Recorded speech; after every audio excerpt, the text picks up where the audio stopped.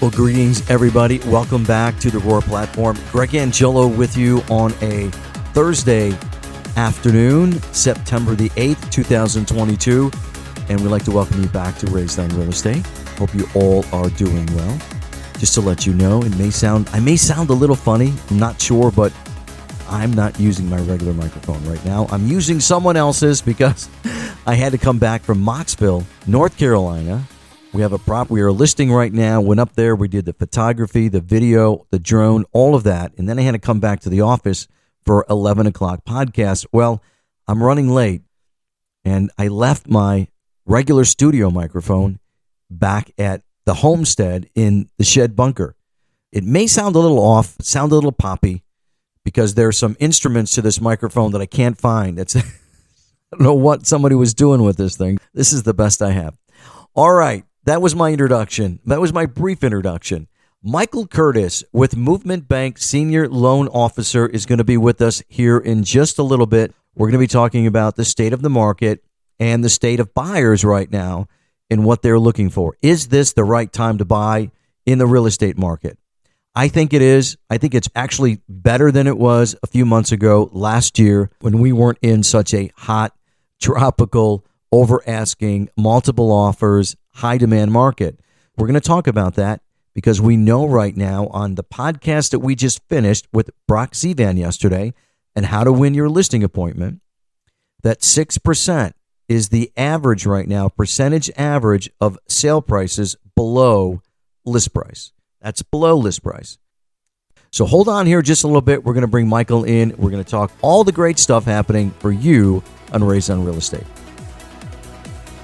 All right, so waiting patiently in the wings without his hat. Michael Curtis is back with us on Raised on Real Estate. He's been gone for a while, but I know he's been extremely busy in this market. And so, Michael Curtis, welcome back to Raised on Real Estate, man. How are you? Thank you, Gregory. It's so good to be back. I feel like I say this every time. We should do this more often, and it's been too long. So thank you so much for having me. Well, you don't look any older. Well, it's new and improved, Michael. I've been working out, losing weight, chasing kids. It's easy to stay active, right? You would know. So it's never a dull moment. But yeah, I'd say the last probably 5 to 6 months I've gotten a lot more intentional about my health, which I think that's a whole nother topic we could even discuss. I totally agree with you because I cut out coffee 100% back in July. Me too. Did you? Yeah. I switched to tea, and man, we might be alienating a huge population of the listeners, but I feel a lot better not drinking coffee. So I don't hold it back. I don't hold it back. I did a whole video on that. I cut it out. So. Oh, nice! I missed it. I'll have to go back and check it out. And then plus, I don't know, did you ever listen to the Kathy Louchis that was in about the Getting Fit Now, the podcast I did about health? Maybe that triggered you to get in the gym. It's possibly. How long ago was that one? We did 2 of those. I think there were May and something. Yeah, like I was gonna say it was springtime, right? It was right in spring. I think I do remember doing that, but without going too much into a tangent, for me, it was really driven by some personal health stuff, family stuff, and it just how it goes. You run yourself into the ground, and then you have to look at yourself in the mirror and say, you know what? I have to make some changes. Oh, definitely. This is not sustainable. And that's where I landed, and thankfully I'm better for it. I applaud you for it, man. I really do. I mean, Thank you. Been on that I've been doing it for a while, been in the gym. I probably lost close to over 35 pounds. Something. I was out at the property. I was doing a Facebook Live, and so Brock, he's on his way to Nashville right now on some sort of coaching convention. So he texts back and goes, "You lost so much weight. I got to get you a new jacket."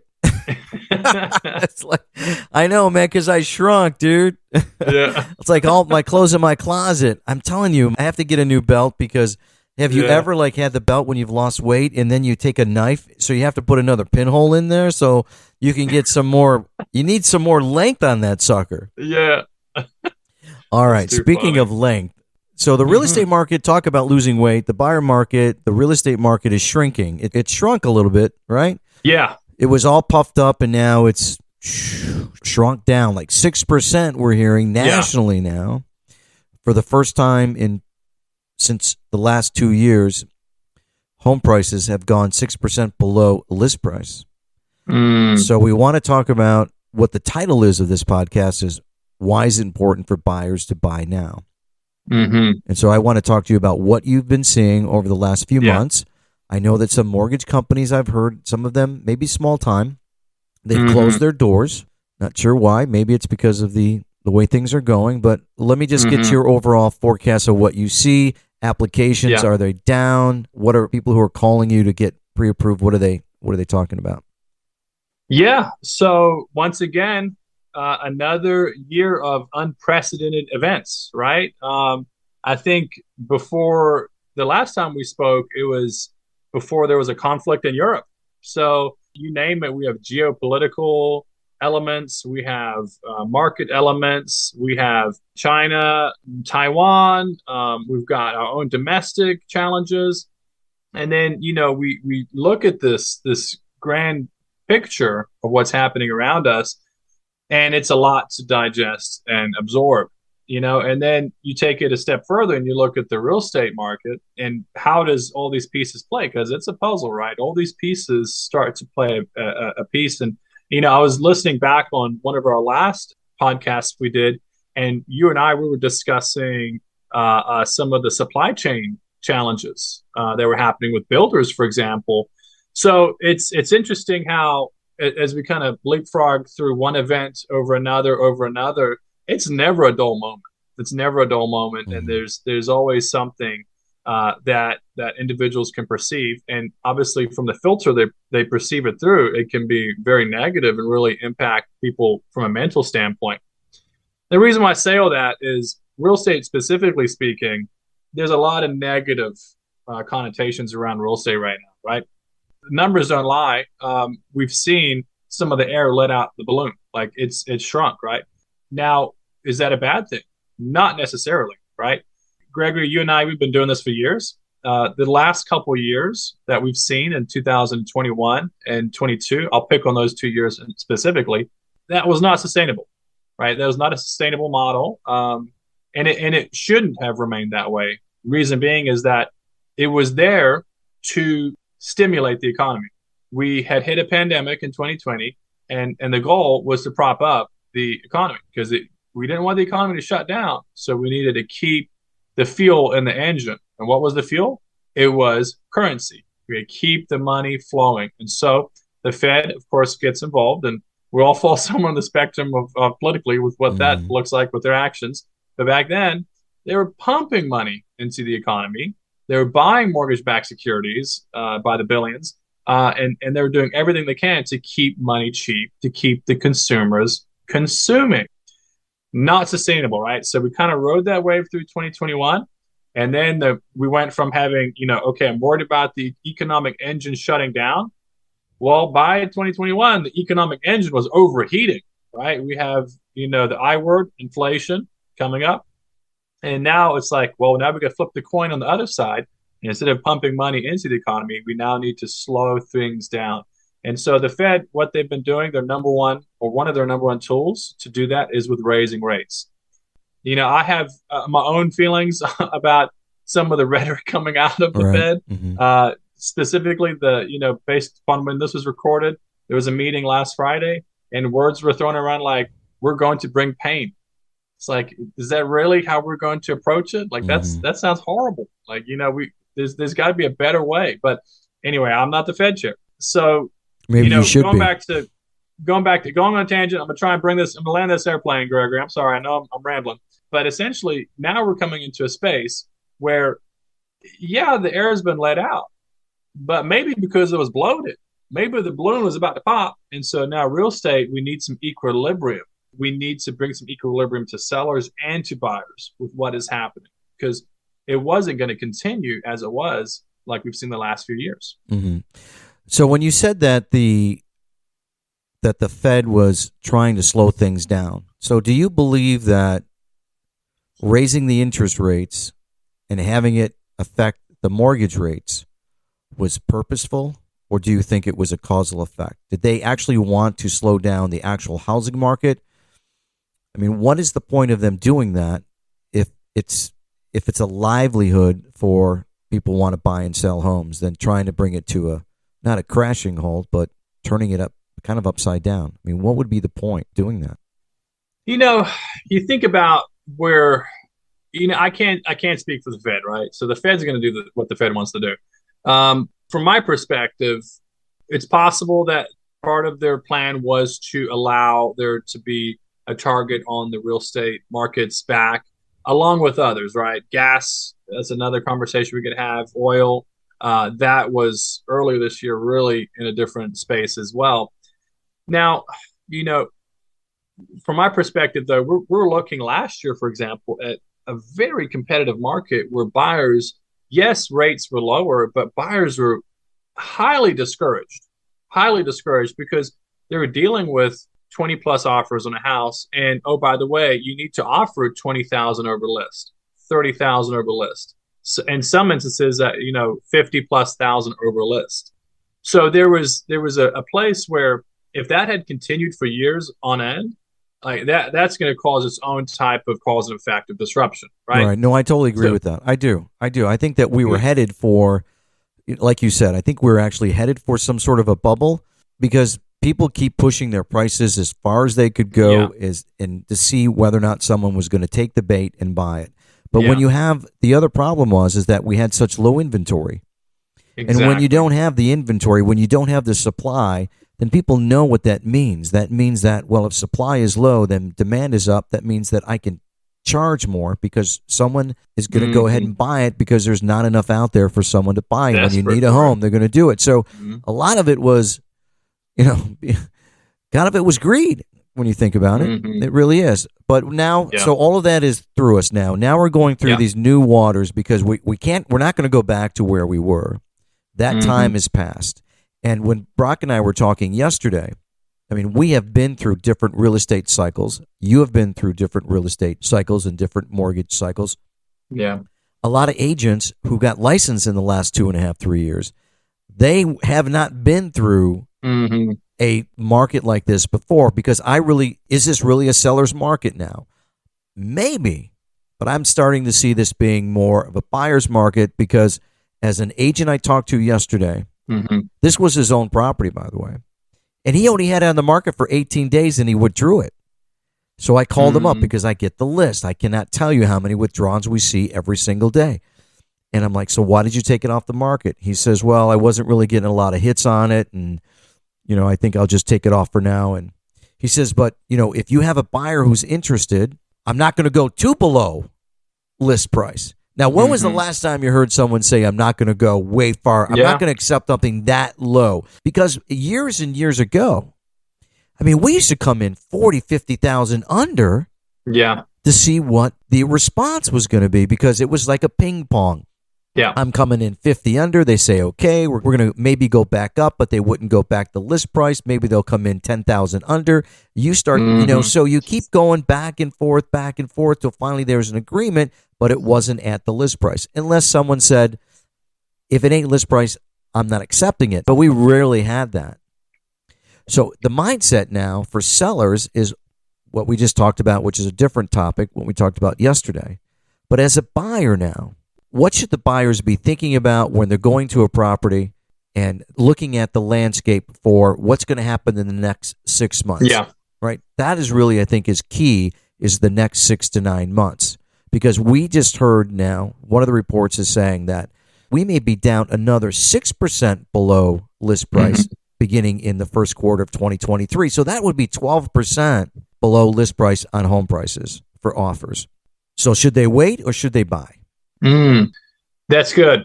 That's a good question. And trust me, I'm getting that question a lot because from a mainstream media standpoint, their goal is to keep eyeballs glued to their TV screens, to their channel, right? They want to ensure that they're able to funnel keep their lights on. And so the way they do that is if it bleeds, it leads. And the reason why I start with that is a great punching bag this year is the real estate market. And because of its impact, oil was the same way, right? It was a great punching bag.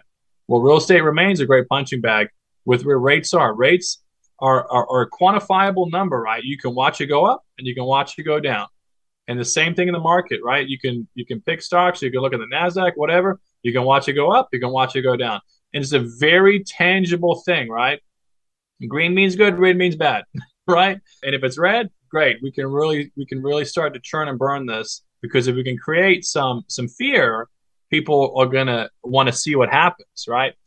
The first thing that I try to tell people is to really, really check their sources.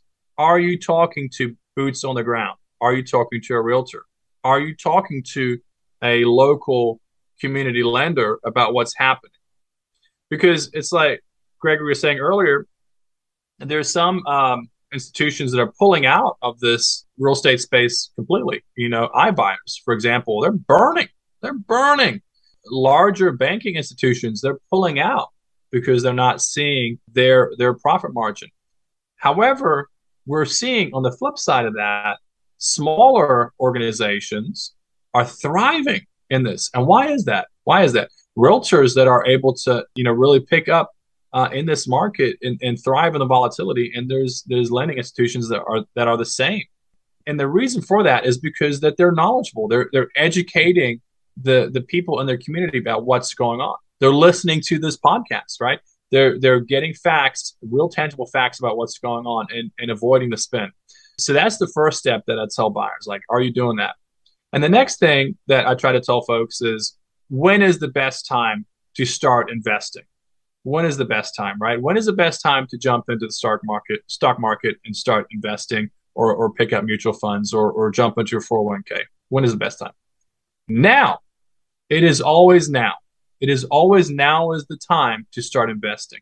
It's not timing the market, it's time in the market. Because people get really bent out of shape about a little number that goes green and red, right? But then, they miss the investment opportunity to buy the house. It's the same thing with real estate.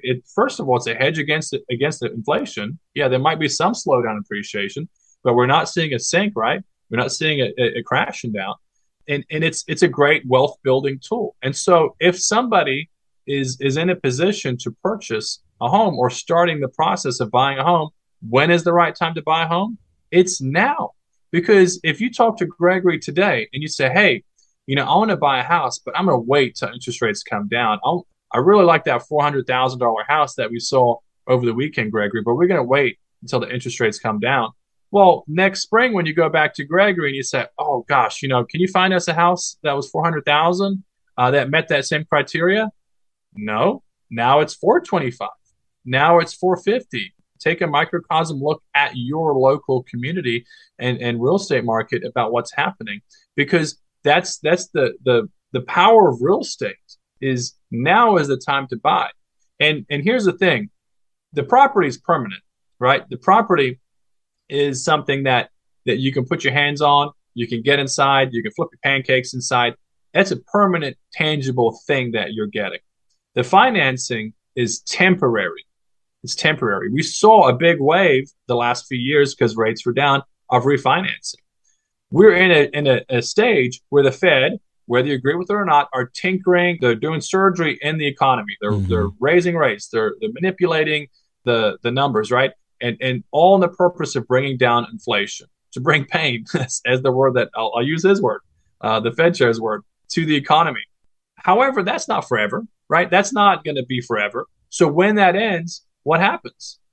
What happens when, we're in a recession? Well, recessions historically are actually good for mortgage rates, for long-term lending rates. So the rates will come down. And so we'll see this wave of people being able to refinance into a better quality financial vehicle for the home versus now. So that 30-year fixed mortgage or whatever it is you look at today, you're like, gosh, I can't take that rate for 30 years. Well, you're not going to. Mm-hmm. You're going to take it for a year, 2 years, 4 years, however long it is till we see the shift back down. And if you have a good lender, a loan officer for life or a realtor for life, they should be reaching out to you and say, hey, guess what? The market has come down. Now is the time to look at our options of how we can bring value to you and bring down your payment, et cetera, et cetera. So again, to kind of land the plane once again, it's about time in the home. It's time in the market. It's not about timing it, because 9 out of 10 times, if you try to time the market or time real estate, you're going to end up losing. Mm-hmm. And we know a lot of those stories too. And that is so spot on. And that's one of the reasons why I have you on this podcast. I got to tell you, because I can't say everything you said just like that, but that's exactly what's been going on in my head. And that's the way that we need to talk to buyers. But you said something that I think is extremely crucial and paramount. And that is, you said that it's time in, not timing. Because what a lot of people don't understand, because we're in a different culture, we're in a different era, like from our parents. If you look at it from a perspective of historically, my parents, on average, that was their only home that they purchased in 1959. Their time in their home was 50 years. So their equity in their property, when they paid maybe $12,500 in 1959, if they sold it in 2011, which a lot of people did. So when you say time in the home, because the value, notwithstanding what happened in 2008, we're always going to see an appreciation of property throughout the years. I mean, we had one dip out of probably historically over maybe 200 years, we had one small dip in the market. Not like the stock market, but so that's one of the things I try to convey to people is like, look, I understand that you're saying, well, let's wait 3-6 months, the interest rates, like you said, those are all variables. The property is the property. And so if you buy it today and you know you're going to be in it, you may, whatever it is, even if it's 5 years, it's 7, it's 10, you're better off buying it today and getting the equity, or what I call the good debt out of it, the good mortgage debt now, because who knows what the future is going to be. But again, you have to look at it from a long-term proposition. Just like you said, it's time in the home. And that's what a lot of people don't see, because we have a different mindset today. Everything is so quick. Everything is like, if I don't get my answer now, I'm going to move over here. If I don't get the results, I'm going to move over there. But again, we've seen like this past market, people were selling their homes that maybe they weren't intending to buy when they purchased it in 2019, but they saw the equity of $75,000, $80,000 on average with maybe a year, and they're like, well, I'm just going to take what I can get out of it and then take my winnings and go.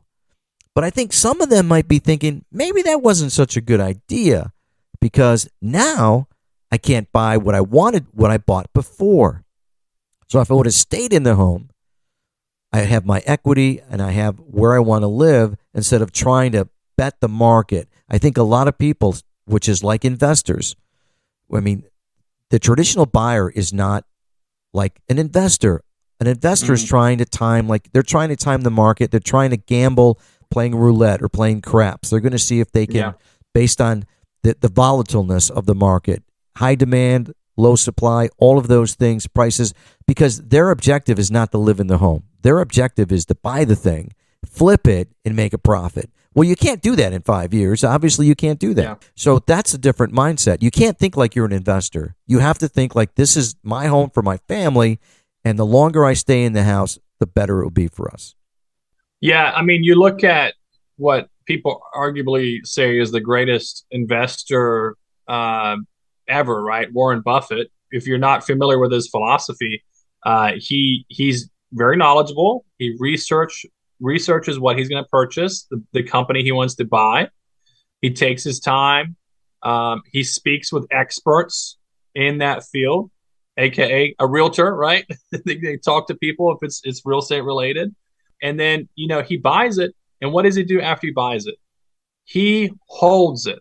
He holds that asset. He's not trying to time it. He's not waiting. If he's in a position to purchase, he's going to purchase that so long as it meets with his value system.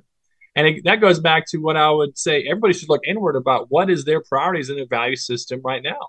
And if in the next, if it's to purchase a property, to start building that up. And property, I think we've talked about this before. Real estate is such a fascinating asset to purchase, right? Because it's the one asset that you can purchase where you can build wealth, but it's also the place where you sleep and your kids sleep. I mean, it's where you like make family memories. So there's a lot of emotion charged up in it as well. And so, you got to think about your value system. And so long as you're hitting all of your check marks, like, okay, this is time to buy. This is what my family needs as well. Well, it's time to do that. If you're going to listen to an arbitrary number, and because somebody on a 24 hours news cycle says it's bad, and so you decide I'm not going to, well, I think there's an opportunity cost there. One of the sayings is that when the market is down is where the greatest levels of wealth can be built. When volatility is the highest and people are frozen in uncertainty, that is where the innovators come out. That is where the people that are able to commit based upon their value system into building wealth can build wealth. And it's the same with real estate. I mean, you think about the last couple of years, we've had innovators, we've had imitators, and we've had idiots, right? And so the innovators are the ones that they're going to persevere through what's happening. They're going to stay the course. They know their financial goals. They know what they need to do. They're not bailing out of their 401k. They're not, doing some funny business with their financial foundation, which is AKA life insurance and your mortgage, your largest asset, your house, right? And the innovators are persevering through and have the most to gain with what's happening right now. And so buyers, I'm so excited for them because buyers are finally in a space where, gosh, look, I don't have to be beat up by sellers anymore. Like I can actually have a voice in what I want to do here. Exactly. And that is so powerful. Right. Why would you wait for something different? Like that's so powerful. Going back to my analogy, the innovators, the imitators and the idiots, the imitators, they're the ones that are bailing out now. They've tried to ride the wave like, okay, gosh, what's happening? But we're 9 months in now. We're 9 months into a volatile year. And so the people that can't hack it, that's where they're like, I'm throwing the towel, I'm out. And that's where you're seeing some of the bigger banks and the iBuyers who had really slick marketing, they've pulled out. The imitators are leaving. The idiots, they're going to try and stick around, but they're going to be bailing out soon too. So I would really challenge people listening to this is like, look inward, look about what your priorities are financially. If real estate's on the horizon, now is the time to start that process because barring what's happening with the Fed and what they're doing with rates, it is the prime time to start looking at real estate. Exactly, 100%. I mean, that's awesome.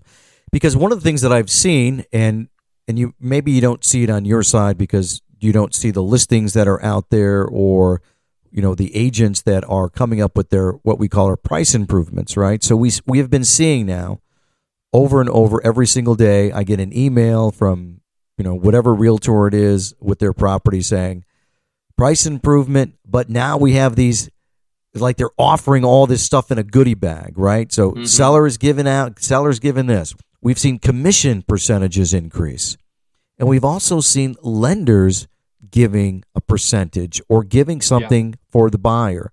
And so that's why I know that when people are saying to the buyers, come on in, the water is warm. We want to invite you in instead of saying we've had too many offers. We can't accept anymore. Right. Is there anything do you think that is good from a lender perspective on offering something to the buyer as an incentive towards purchasing that home right now? I think any opportunity where there's a dialogue open between sellers and buyers brings equilibrium and is positive for both sides. So, I think it's positive. Again, whether you're on the seller side and the buyer side and what your motivators are, you need to think about that. So I think we will see more of that. We'll see more of that. We saw it back in 2017, 2018. And then, of course, as 19, 20, and 21 rolled around, it not so much anymore. But as equilibrium comes in, there should be a dialogue. There should be incentivizations. I think it just brings more channels of opportunity to buyers and also to sellers when it comes to their homes. I think we pretty much covered everything that we want to talk about in this one. What do you think? It was packed. Yeah. A lot of stuff to unfold. But the positiveness that you're bringing on this podcast is important because, like you said, there's a lot of negativity out there, and it's really about who you listen to. And one of the things that we said on the podcast yesterday is that with a lot of agents, and we're not trying to knock the agents that have only been in this market for the last 2 years or so, but you have to be innovative today. When you sit down with especially with a seller, with a home seller, you have to be a solutionist. You have to let them know that, yes, this is the market. Yes, we are seeing a decrease in home pricing right now, but this is the way. We need a strategy. We're going to offer you this strategy, and we're going to have a price improvement strategy with it.